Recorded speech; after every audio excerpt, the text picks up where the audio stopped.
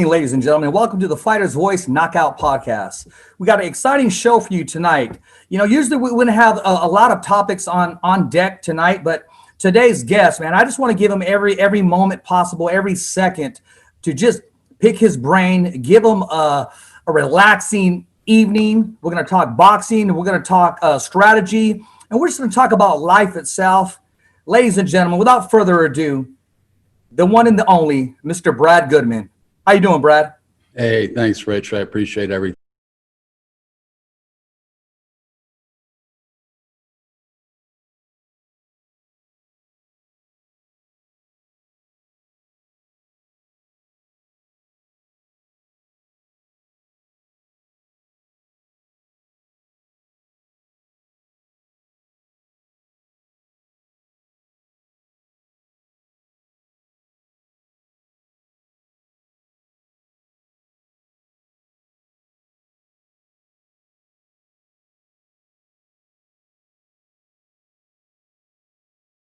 That I put together and stuff, but I just been overwhelmed by followers and supporters today, and my phone's still going off. I probably can't get to all of them, but I'd rather get to that you're paying tribute to, because had nothing but great things to say about you and the fans and the followers out there.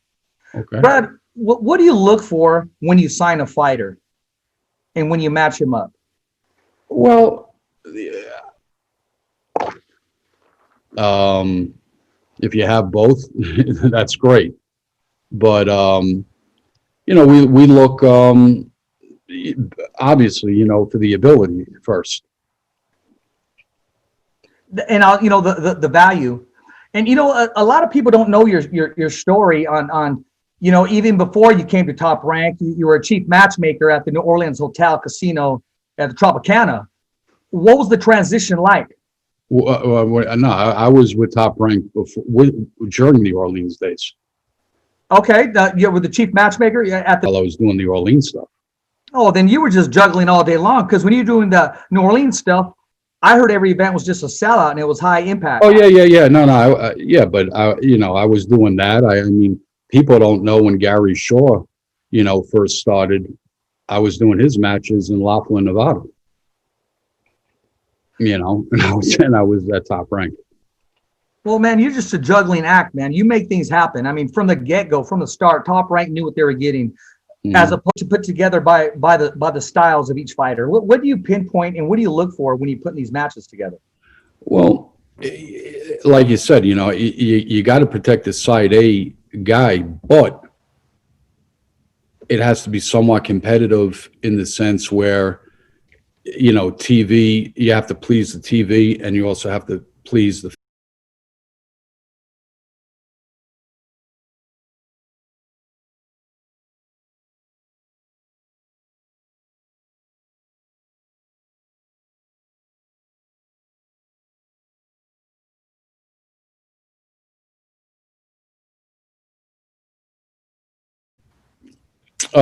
He's still fighting right now. Mikey Garcia is definitely one of them.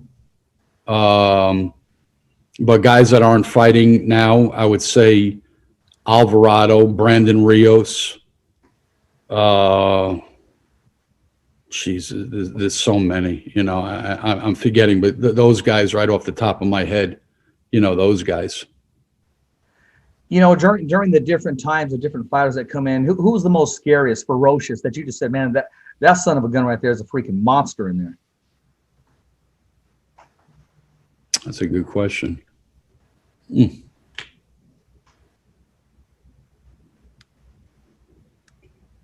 a lot of fighters, they bring art to the sport. They inside the ring, or they're a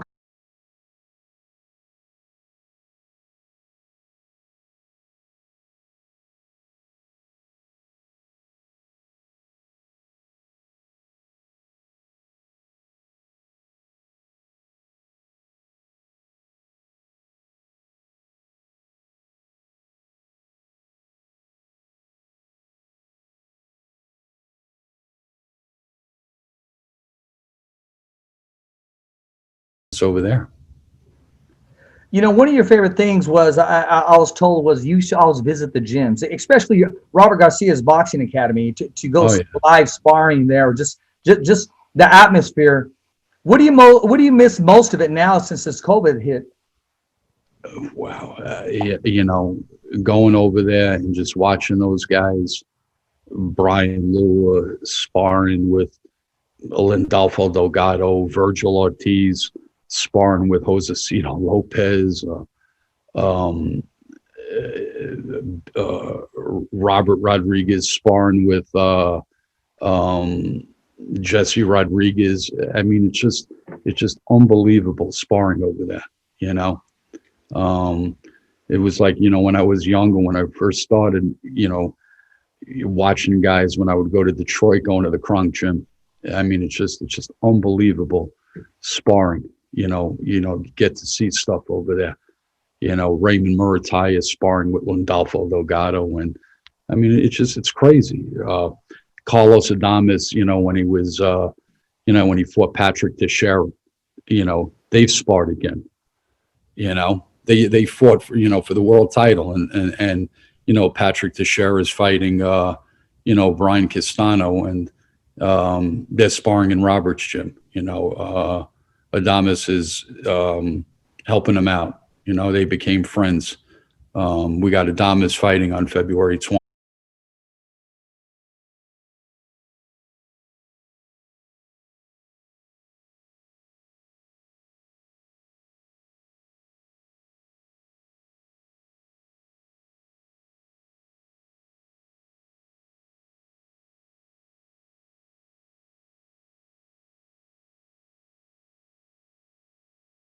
And he's calling. I go all the way down, and he has his flip phone, and he's going through the numbers over and over and over again. And he wanted to show me. He goes, "Look, see, I told you I have your number." So he just wanted to show that to me, and that, I mean, a cool story, man. And he was just a very nice guy. He arranged when he was training Julio Cesar Chavez for my mom to meet him. And I said, "Hey, we're coming all the way from Vegas. Just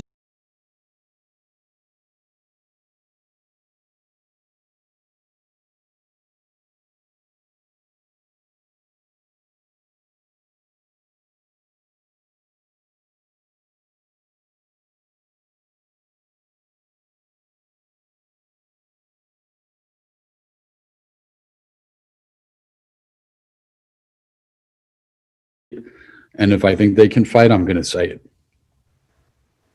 I know you're Golden Boy guys, I'm fans of. You know, I'm not ashamed to say anything. Well, that's why you separate yourself from the rest, man. I mean, and you're not afraid. And I mean, the truth is the truth. Never. Mikey, go ahead. I'm sorry, Brad. No, never. I'll say it like it is, man. And well, yeah, you have. I've been on the other end of that too, and had some good conversations and some conversations that you were straight up, and I appreciate that. That's the only way it can be, Rich. Yes, sir. Mikey Garcia says, "That is my dude. Super cool dude." I love Mikey. Robert Garcia says, "That's the Khetphet. That."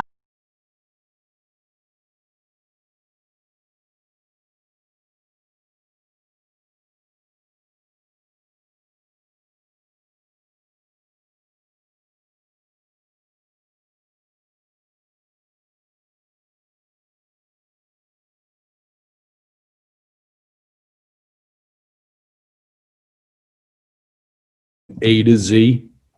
He's the best booking agent in boxing. Could be the best manager in boxing. And I have a ton of respect for that guy. I really do. His question is to you. Ask Brad, who's his top 3 most satisfying champions that he's developed that won titles under his guidance? That's a good question. Jose Ramirez, Teofimo.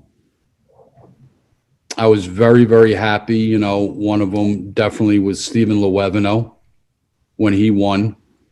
But I was very happy, you know, for Alvarado, Brandon Rios. They all come, you know, it's all a special feeling. Kelly Pavlik, you know, was one. I mean, they all have a, you know, a special thing. But Jose, was something very, very satisfying because he really earned it, He really did, with the Amir Khan. That was a very, very, solid fight. Maurice Hooker. What did I say? Amir Khan, Amir Imam. Yeah, Imam. Maurice Hooker, for the unification or whatever. I mean, those were real solid fights for him, so he really earned it. Yeah, yes, he did. He has a question for you. What separates a prospect contender from What separates a prospect contender? a prospect from a contender? A, Yeah, that's where he said, I'm a contender. That I would think that's just like a fight away, but I'm gonna let you answer that. a prospect? What separates a prospect from a contender? I don't get that.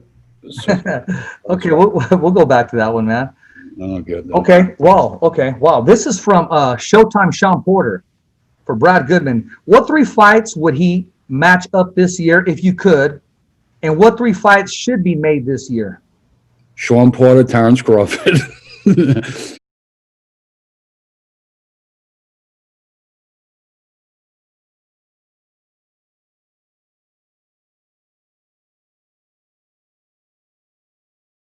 Spence and Crawford. I don't know. Let me see here. Ramirez Taylor. When can we see that one? I mean, is there any? They're working on that in May. I'm hearing May. Okay. They're working on that in May. All right. Then I guess then Rick can breathe a little bit. Yeah. Okay, this is from Mike Rodriguez. Mikey Rodriguez, the cup man, the great guy. He said, Brad is one of the people in boxing that I have the most respect for. His boxing IQ and his body of work is at the highest caliber. He said, how has the art of science of matchmaking changed with the generation of fighters today, and that what has been the most difficult fighters today to see their long-term vision and what you know best about their development? Say that again, Rich. Okay. What is the art of science? Okay. The art of science matchmaking has changed, right? Since the fighters from back then, from back in the day to now. What's the most difficult thing that you look for in a fighter from back in the day till now? I'll rephrase that question. What's changed is, I think, you have to, protect your product a little bit more, as opposed to back in the days, you really didn't. So the matchmaking has changed completely from then till now. Today's more of a business. It's back then was more of a sport, where today is more of a business. You can't really do, the fights that you really want to see, because there's more promoters, there's more networks and things like that. Mike has a lot of respect for you because of the intelligence that you have. To be honest with you, he doesn't waste his time with silly people. He just doesn't. I mean, he'll be respectful, but when there's somebody with the intelligence being on the show and just your responses and your answers to the questions. Yeah, no, I like Mike. Mike's a great guy.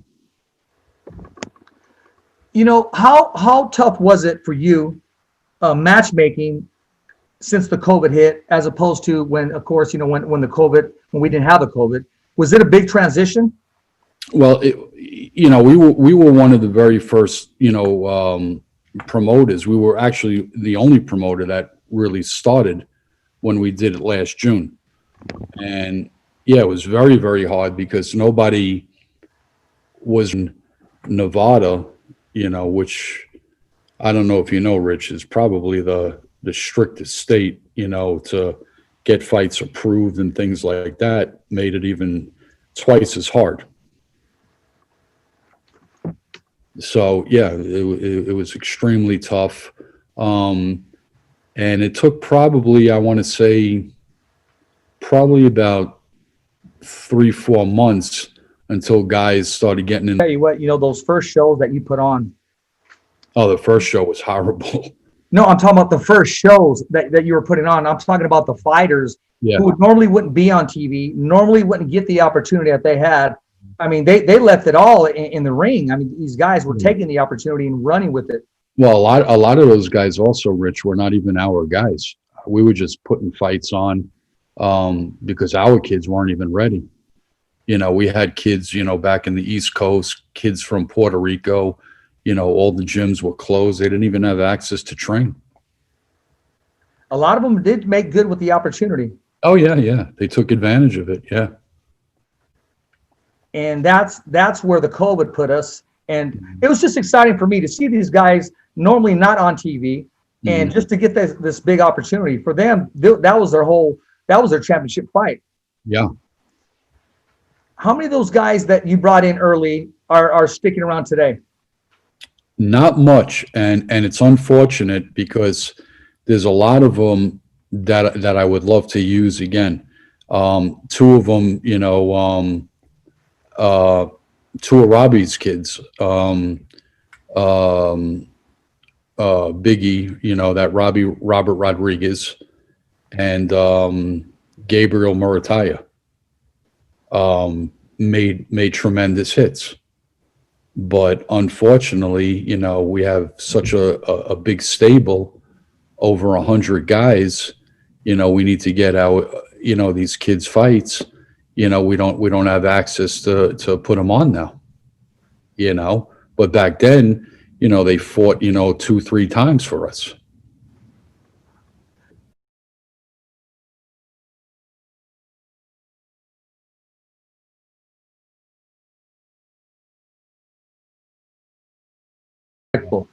Yeah. Man, when do you ever take a vacation? When do you get to do things that Brad Goodman wants to do? Going outdoors or something. I don't. This is my life, man. Are the wheels constantly spinning? Matchmaking is 24/7. There's no taking a break. The phone is on 24 hours a day. Guys pulling out. I already had 2 pullouts already, for February 20th. Do you ever get that gut feeling when we ever put a fight together? Like, you know what? I just got this gut feeling. This guy is just not. I'm not feeling that he's going to show up or that some mutual respect. And I'm sure that they respect you. I hope they do. I mean, I don't see any reason why they should hate me. No, of course they do. Yeah. Of course they do. What's been the toughest thing since this COVID hit? Awesome. It was a live crowd, but it did it and it still worked. Was that more work for you guys? Was that more promotion, or did that fight actually promote itself? I think the fight actually promoted itself. I think it's a fight that, everybody wanted to see. But obviously it would have been much better if there were fans and we were able to bring it, to New York, where we all wanted it to be. But unfortunately, like you said, because of the COVID, it had to be that way. And if we waited any longer, I mean, we'd still be in this situation and the fight would have never happened right now. How sweet was that victory at the MGM Grand when the Gypsy King stopped Deontay Wilder? I mean, it was unbelievable. I mean, he fought a great fight, and I mean, everybody was in shock. And, I want to hand it to both you guys at PBC and Top Rank. That was a great collaboration. Yeah, I mean, hopefully, we can do more events with them. I thought it worked out great. Brad, you say you never take a vacation. You never get time because, I mean, you're actually married to this right now. And that's the only way I can see that you give 100%. If you could get away, where would that place be? What would that sacred place be? Brazil? Go away to Brazil, watch, beach volleyball, shut my phone, not deal with boxing. Since you made the adjustment, and now everything's up and running. It's not the norm, but you guys are able to make it up and running. I mean, you guys got your own bubble, man. I mean, that's what Top Rank is doing, along with ESPN. I'd have to say it's one of the strongest running networks today, right now, as we're talking. Yeah.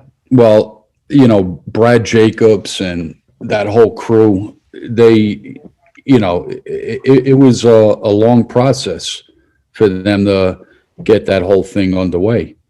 And, you know, like I said, everybody, you know, does their own thing in their department. And once they got it underway, you know, that's how it all started, you know, back in June. And once they felt, you know, that it was safe to start doing, that's where we started at the MGM. Brad, how competitive are you? I mean, when you see these other fights being made, how competitive are you? I'm very competitive. You know, I want to win and stuff like that. I don't want to lose, but I mean, that's, you know, that's reality. I mean, everybody loses. Nobody is invincible. What have you learned most from a loss? What have you learned the most that you value that loss? Like, you know, a lot of people will say when Mayweather beat Alvarez, that loss helped him, made him the fighter that he is today. What part of your career where you took a loss of something? Or I still, as a fan, even though we lost, I still want to see Loma at 130 and Mayweather at 130.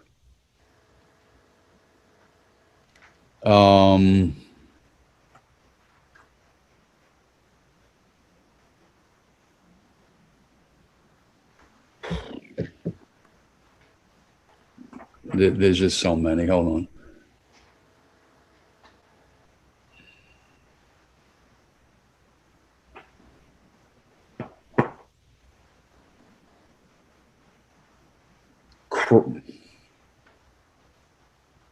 Like to see Crawford.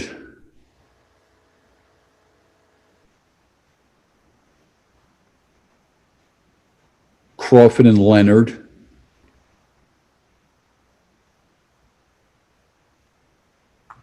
And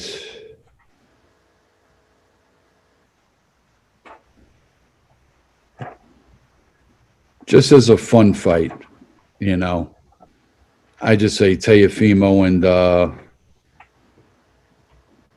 Arturo Gatti, just as a fun fight. Now, you know something? Let's do, I don't want to make it a top rank thing. Let's make it,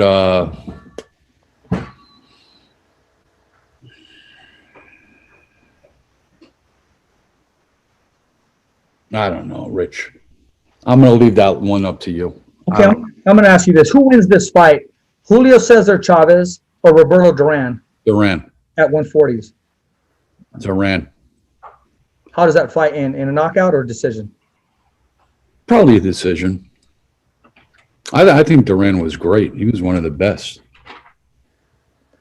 Who wins between Pernell Whitaker and Floyd Mayweather?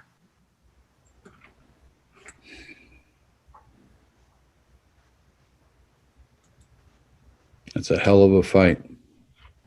Not a great fight, you know, to watch, but you know, two, you know, real skilled guys. I would say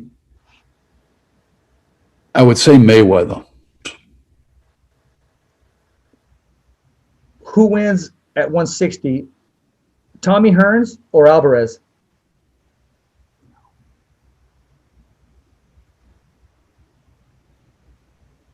You know, I'm going to say Canelo. Think he'll eat that right hand? Just walk through it?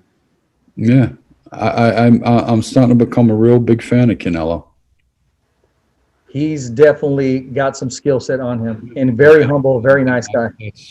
That kid, you know, he learned from that Mayweather loss, and he's on a tear. I mean, beating, Callum Smith the way he beat him, that was pretty impressive. Very, very impressive. And just the way he's able to adapt and neutralize somebody's size Yeah. just by what he brings to the show. Yeah. I'm going to tell you a personal favorite for me. We were just leaving Stockton. I think we were leaving Stockton. It was you, me, and it was Sean Gibbons. Mm-hmm. And you go, Sean, look, Ortiz got the fight on. And we were watching it on my phone. Remember, we were watching Alvarez and Jacobs. Really? Yeah. No, actually, Sean was next to me, and he was calling you over. So you got to see a little bit of it. Yeah, right after the Stockton show, because that fight was on the same day. So I'm sitting there. You guys are standing over me. I'm sitting there, and I'm thinking, man, I'm watching at least a couple rounds of these two. This is the one with Better Biev fought. What was Stockton? When Better Biev fought in Stockton? I think it was the Flores fight. Yeah, when Better, but the main event was Better Biev. Yes. Okay. Interesting. And yeah, Jerwin Haas. Yeah. Yeah, Jerwin. Yeah. Yeah. I like Jerwin. Let's talk about Jerwin's a hell of a guy, man. I love that kid, man. What's next for Jerwin? I'm a fan of Jerwin. No idea. Hopefully we have something soon for him, man. He's a wonderful kid. Wonderful guy. He looked great his last fight, man. Yeah. Yeah. Yeah, he's ready to go. And is that fight already? What was it in the making? The trilogy, Maloney. Are we waiting on some things? And Franco. They're working on something. I don't know if it's going to be in Australia or back here in the States. I'm not really sure. Yeah, I'm looking forward to that fight. Yeah. Both two fine young men, very nice guys. I met the Maloneys when I brought him on the show, and I mean, how do you not root for a guy that is just nice as can be? Joshua Franco, watch him coming up from just every time I would go to Garcia's gym, he would always there greeting me, and just very nice kid, man. Mm-hmm. Very, very nice kid. He was great sparring too when I would go out there. What happens, Brad, when you get emotionally involved, because you are a human? When you see two nice guys and going, man, this fight got to take place, but it could only be man, I hated it, man. When Alvarado and Rios fought, man, Jesus Christ, man. God, I hated it, man. How do you separate yourself? It's hard. It's very hard. Very, very hard, man. You just, you have to somehow separate it, but it's very hard. I listen. My two favorite fighters. And I think I said this, when we were on the show, when I was on the show the first time, Rich, was Shavers and Mike McCallum. Those are my two favorites of all times, and God, man, when Shavers would fight, man, I'd get so nervous, and McCallum, I mean, my hands would shake. Brad, when Jose Ramirez, when his fight's on TV and I'm fighting with him, I'm come on. I mean, so it's like when you develop that the guy just lives life completely. Yeah, no, I am. I'm a big fan of his. I know him and stuff, and I enjoy watching him fight. And he was another guy, like I said, that fight could have gone either way with him and Josh Taylor. But it's the way the way he carried himself after the fight, pure class, that makes you like the guy even more. Even though I was a fan before that, it made me even more of a fan, just the way he carried himself after that. Brad, what's it like sitting at the dinner table with Bob Arum? It's unbelievable, the knowledge that he has, and the things that you learn every day. There's more things that you learn, when you talk to him, like tomorrow he'll say something else that you didn't know. I mean, it's unbelievable. He is truly a legend. He is truly a walking encyclopedia, and just educates everything that comes out of his mouth. You're educated by it, man. I mean, it's just it's awesome being around when I see him. And I had to ask that question to you because I know you have the luxury of just being around this knowledge constantly. Yep. Yeah, it's great. Brad, Yeah, how do you want to be he remembered? actually went to go get his vaccine today. Oh, did he? Oh, good for him. He's ready to go then. Yep. Good for him. How have you handled it personally, man? I mean, you get to go to the stores, or you have someone do that for you, or you've been safe, so that's good. Yeah. No, listen, when we were doing the shows, we'd get tested. So I mean, thank God nothing's happened to me yet. Well, yeah, hey, we got some big key fights we got to get made, so nothing needs to happen to you. We got to keep you doing what you do best. Yeah. Yep. Hey, Brad, what do you want to leave with all the followers and supporters, man? And you got a lot of compliments, and I can't even read them all, or else we wouldn't have had a show. All I would have been doing was asking you questions. Hopefully we can keep doing this, man. I enjoy it. Just thanks, and hopefully we can do it again, and more people, tune in again. Well, I appreciate you being on the show, man, and I appreciate you guys. And I appreciate all the conversation that we have, and whenever we're able to talk freely on the phone constantly, I appreciate those calls, man. I really do.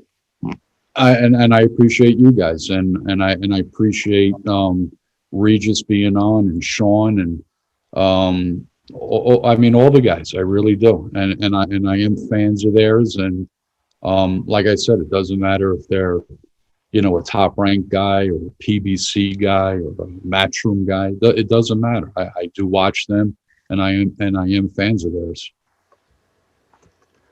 Okay, this one comes in. I got to get this one right here. This one just came in right here. This last question. Oh, wow, this is a good one. Okay, here it goes. Ask Brad exactly how good is Edgar Berlanga? Edgar Berlanga, is each and every fight now is going to be more of a step up. He is going to fight in April. Not sure who he's going to fight yet. We're looking around for some opponents.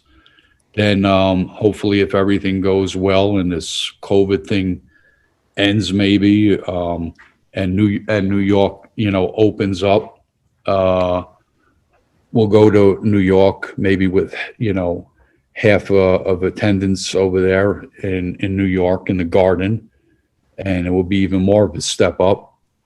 But listen, obviously we all know